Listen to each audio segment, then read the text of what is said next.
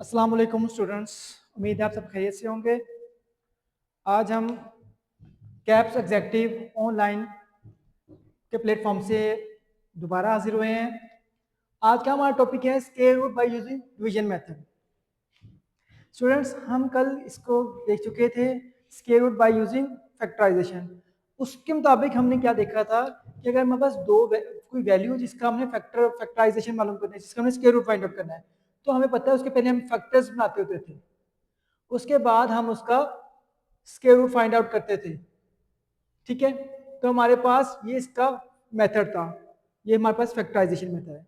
लेकिन आज हम जो है वो यूज करेंगे बाय यूजिंग डिवीजन मेथड। अब इसकी कुछ एग्जांपल्स मैंने लिखी हुई है। जिस तरह हमारे पास 121 का जो स्क्वायर रूट होता है वो 11 होता है, 121 का स्क्वायर रूट 11 होता है। इस तरह 256 का स्क्वायर रूट 16 होता है और 4096 का जो स्क्वायर रूट होता है 64 होता है।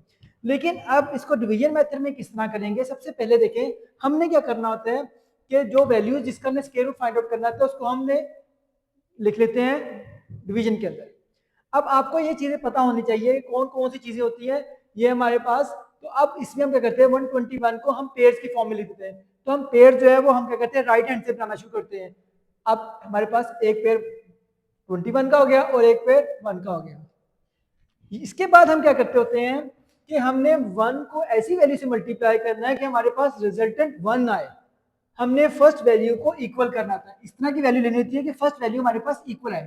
तो हमारे पास क्या होगा, 1 को जब 1 से मल्टीप्लाई करेंगे तो 1 आ जाएगा। तो इसका मतलब हमने 1 को 1 से मल्टीप्लाई किया और रिजल्ट हमारे पास 1 आ गया।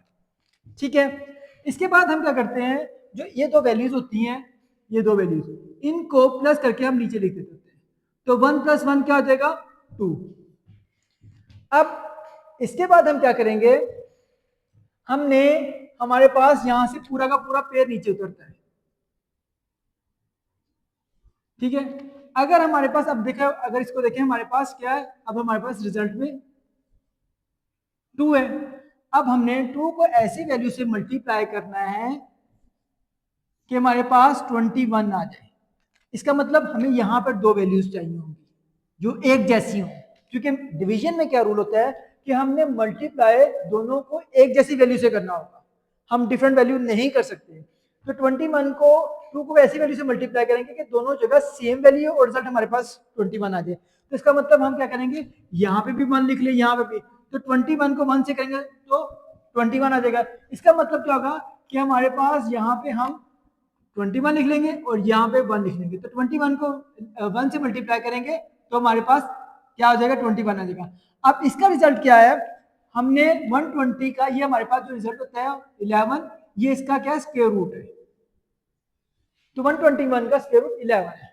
ठीक है, इसके बाद अगर देखा जाए तो हमारे पास 256 का क्या था, हमने सेम उसी तरह प्रोसीजर यूज किया है।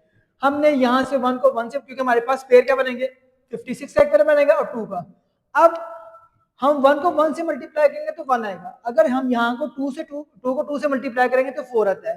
4 क्योंकि 2 से बड़ा है तो हम 2 को 2 से मल्टीप्लाई नहीं करेंगे। हमें आपको जो डिवीजन का रूल क्या होता है कि हमें जो भी जिससे डिवाइड करना होता है, जो अंदर वैल्यू होती है, डिवाइड वैल्यू जो होनी होती है, उसके इक्वल या उससे छोटी वैल्यू चाहिए होती है। तो इसका मतलब हम 1 को 1 से मल्टीप्लाई करेंगे तो ये हमारे पास 1 आएगा, क्योंकि ये 2 से छोटा है। तो इसके बाद क्या करेंगे, जो हमने ये पूरा पेयर नीचे उतरेगा 56 और इनका डिफरेंस 2 और को 1 में से माइनस करेंगे तो रिजल्ट हमारे पास 1 आएगा। तो इसका मतलब हमारे पास 156 आ गया रिजल्ट। अब हमने वही करेंगे क्या कि हमने 1 को 1 में प्लस किया और हमने प्लस करके लिख दिया तो हमारे पास 2 आ गया। अब इसी तरह हमारे पास क्या करेंगे, हमारे पास अब रिजल्ट क्या चाहिए, 156 चाहिए। क्या चाहिए, 156।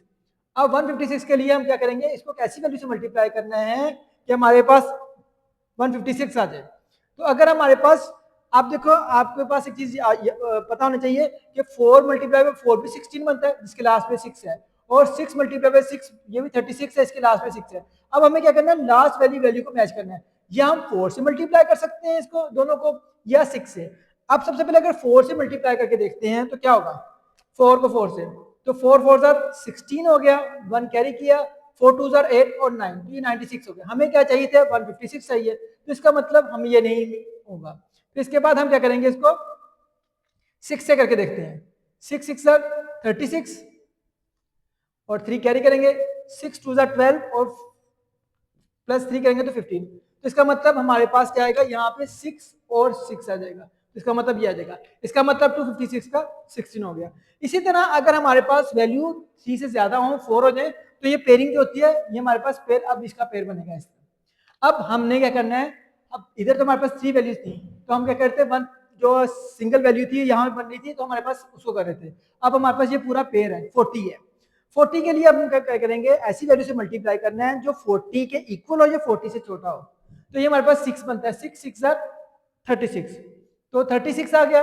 अब ये 36 में जो डिफरेंस होगा, 36 40 माइनस 36 क्या होगा, 4, यहाँ पे 4 आ गया, और ये पूरा का पूरा पेयर नीचे उतर गया, तो ये 496 हो गया। इसके बाद मैंने आपको बताया था कि हमने क्या करना है कि आपके पास 6 + 6 इन दोनों को प्लस करना है। 6 + 6 क्या आता है, 12, तो हमारे पास यहाँ पे रिजल्ट में 12 आ गया।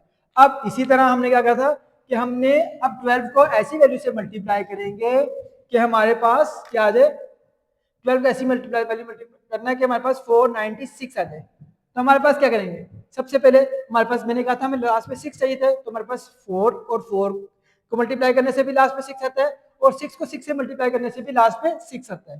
तो इसका मतलब अगर हम 4 से करके देखें, सबसे पहले छोटी वैल्यू है, 4 4 16, 1 कैरी करेंगे, 4 2 8 और 9 आ गया, 4 1 4। इसका मतलब हम इसको 4 से मल्टीप्लाई करने से हमारे पास इसका रिजल्ट आता है, तो हम यहाँ पे 4 लिखते हैं। ठीक है, तो इसका मतलब क्या होगा कि हम जो डिवीजन मेथड में हम क्या करते हैं कि हमने वैल्यूज को सेम रखना होता है, सेम वैल्यू से मल्टीप्लाई करते होते हैं, उसके बाद उसको ऐड करके हम लिख देते होते हैं, फिर अगले जो है उसी वैल्यू को आगे करते होते हैं। अब ये तो हमारे पास थे कुछ नंबर्स की। अब अलजेब्रिक में हमें एक चीज पता है कि हमारे पास होल स्क्वायर का फार्मूला होता है, a² + 2ab + b², और जिसका अगर स्क्वायर रूट ले लिया जाए तो हमारे पास क्या आता है, ये a + b बनता है। अब मैं इस वैल्यू का स्क्वायर रूट फाइंड आउट करूंगा बाय यूजिंग डिवीजन मेथड।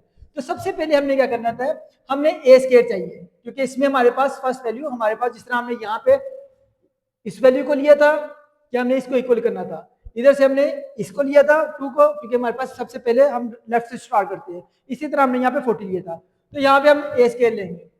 अब a को ऐसी वैल्यू से मल्टीप्लाई, हमें रिजल्ट क्या चाहिए, a² चाहिए, a² चाहिए, तो इसका मतलब अगर a को a से मल्टीप्लाई करें तो a² आता है, तो इसलिए हमने यहाँ पे भी a लिख दिया और यहाँ पे भी लिख दिया।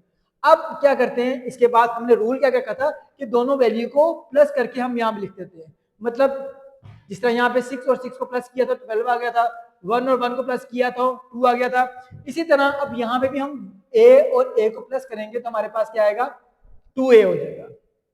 ठीक है, इसके बाद हम क्या करेंगे कि हमने इनको ऐड करके 2a आ गया। अब हमारे पास ये पूरा पेयर नीचे उतरेगा, क्योंकि ये हमारे पास सेम वैल्यू हो गई है, माइनस हमें पता है पहले भी जब भी वैल्यू को हमने डिवीजन मेथड में किया हुआ है, तो हमारे पास जब सेम वैल्यू होती है तो हम उनके साइन चेंज करके काट देते होते हैं, तो ये कट जाएगा। इसके बाद हम क्या करेंगे, ये पूरा पेयर नीचे उतरेगा, 2ab और b²। अब 2a को ऐसी वैल्यू से मल्टीप्लाई करना है, 2a को ऐसी वैल्यू से मल्टीप्लाई करना है कि हमारे पास 2ab आ जाए। ठीक है, 2ab आ जाए। अब इसमें ये देखें, हम इसको b से मल्टीप्लाई करते हैं,